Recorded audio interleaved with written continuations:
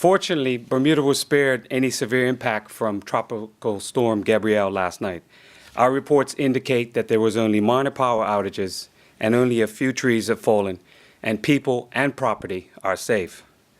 The Norwegian Dawn, which was unable to leave Bermuda yesterday ahead of the storm, was tied up with extra precaution and encountered no issues through the night and is leaving sometime today. This storm developed very close to us, developed very quickly, and somewhat unexpectedly. The storm encountered ideal conditions for strengthening not far from Bermuda, and so as soon as we could yesterday morning, we alerted residents that a tropical storm warning was in effect for the island. We are grateful to Digicel and Cell One for the text message facility which they provided, and yesterday's message was sent out at our request and met our satisfaction. As the companies have indicated to us, sending a text message to 20,000 subscribers is just a little bit different than texting your BFFs. This service takes about 90 minutes or slightly longer to completely deliver to the subscriber, and it is not uncommon that it will take some time to get out.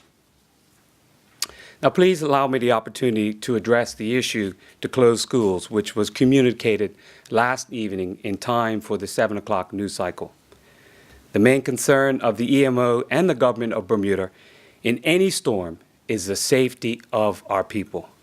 Our children catch buses, take ferries, walk, or are dropped off by parents at guardians and the guardians at school. And yesterday's weather information indicated that Gabrielle was moving slower, getting stronger, and likely to bring hurricane-force gusts to the island. With the forecast of that, there were 7 inches of rain. Couple that with the recent heavy growth of trees, we could not be sure that the storm's winds would allow buses to run as scheduled and for our roads to be safe for motorists to pass early this morning. The decision to close the schools was not premature, but was prudent based on the information we had at the time and out of concern for the safety of the most vulnerable in our community, our children. In addition to the reports from members of the EMO that we received through the night and early this morning, several of us personally went out between 5 and 6 a.m., Minister Brangman and myself were out there as well, this morning to see how the island fared. Once it was clear that our children could safely get to school, we made the decision to open so that we could turn a potential lost day into a day of learning.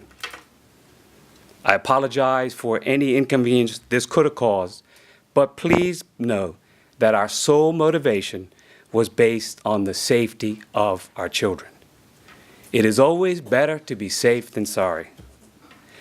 The tropical storm warning has been lifted as of 9 a.m. this morning, but a small craft warning stays in effect. 1 or 2 schools have had electricity issues, and Belco has worked to restore power. TNT Tatum and Delwood are closed due to water issues, but should open tomorrow. Their parents are being notified to come collect the children. The St. George's ferry service is canceled for today, but we expect it to resume a normal schedule tomorrow.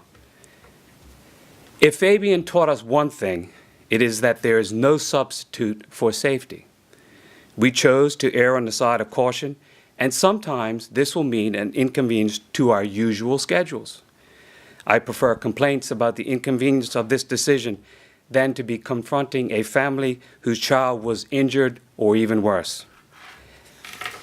I would like to thank you all for your understanding during this tropical storm period, and I'd like to take this opportunity to thank the members of the EMO, the members of the Bermuda Weather Service who were up all night providing timely information updates, to the members of the Civil Service who worked diligently through the night, and most importantly, to you, the public, for your understanding, and because of that, we made it safely through a storm.